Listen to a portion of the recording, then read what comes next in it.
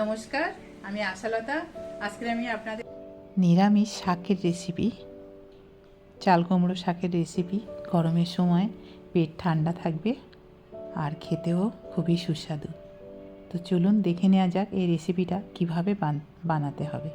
তো এখানে আমি চাল কুমড়ো শাক মানে শুধু পাতাগুলো ধুয়ে ভালো করে ছোট ছোট করে কেটে নিচ্ছি।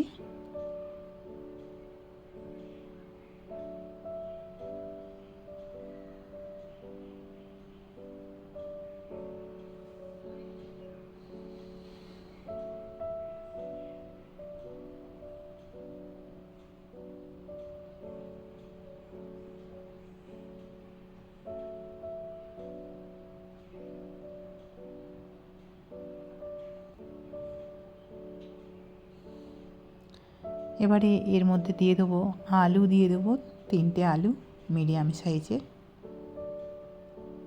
আলুগুলো ঠিক এইভাবে কেটে নেব।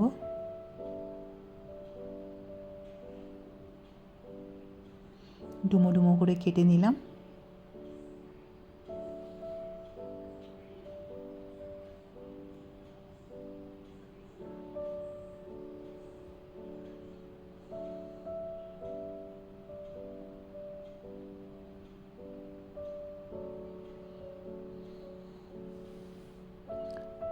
এখানে আপনারা আলুটা নিজেদের পছন্দ মতন সাইজে কাটতে পারেন, লম্বা লম্বা করেও দিতে পারেন।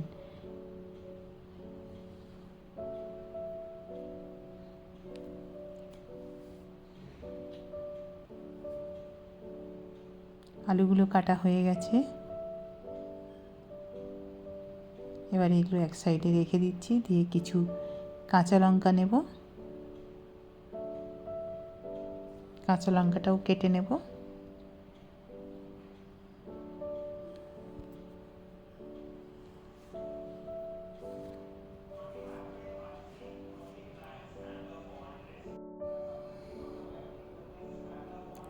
তো লঙ্কাটা সবসময় নিজেদের স্বাদ মতন ব্যবহার করবেন।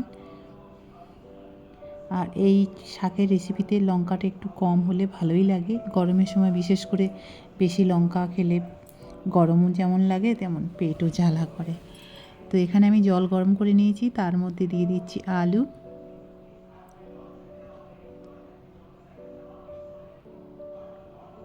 আর দিয়ে দিচ্ছি নুন স্বাদ মতো। এবারে দিয়ে দিচ্ছি শাকগুলো, কুমড়োর শাকগুলো, আর লঙ্কাও দিয়ে দিচ্ছি। দিয়ে এবারে এটা 5 থেকে 7 মিনিট এটা একটু সিদ্ধ করে নেব একদম।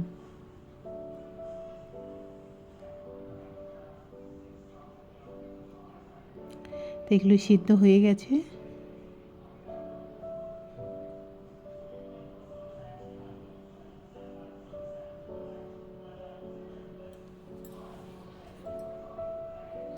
একটু ঘেঁটে ঘেঁটে দিলাম। এবারে দিয়ে দেবো এর মধ্যে হলুদ,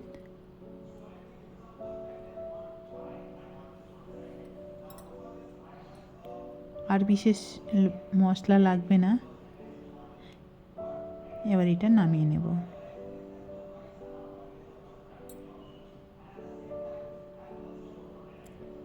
এবারে আবার ওই কড়াইয়ের মধ্যে দিয়ে দিচ্ছি সর্ষের তেল, রাঁধুনি আর কালো জিরা ফোড়ন। কাঁচা লঙ্কা দেবো আবার কিছুটা।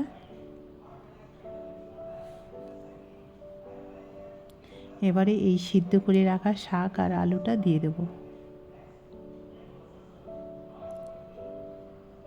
দিয়ে একটু ঘেঁটে ঘেঁটে মাখা মাখা করে নেড়ে নিতে হবে।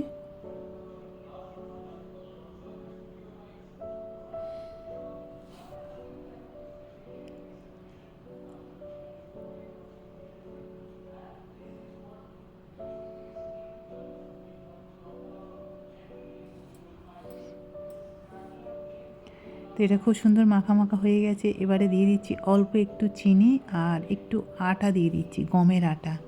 এখানে আপনারা চালের গুঁড়োও দিতে পারেন, তাহলে তরকারিটা খুব মাখা মাখা হবে, খুব সুন্দর লাগবে।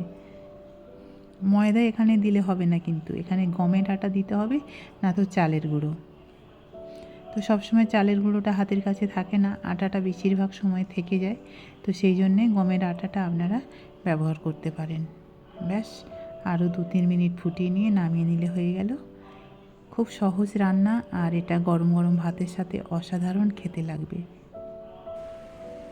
আমার এই রেসিপিটা যদি আপনাদের ভালো লাগে তাহলে লাইক করবেন, শেয়ার করবেন, সাবস্ক্রাইব করবেন, আর আমার বেল আইকনে ক্লিক করবেন, তাহলে নতুন নতুন ভিডিওর সাথে আপনারা আপডেট থাকতে পারবেন। নমস্কার।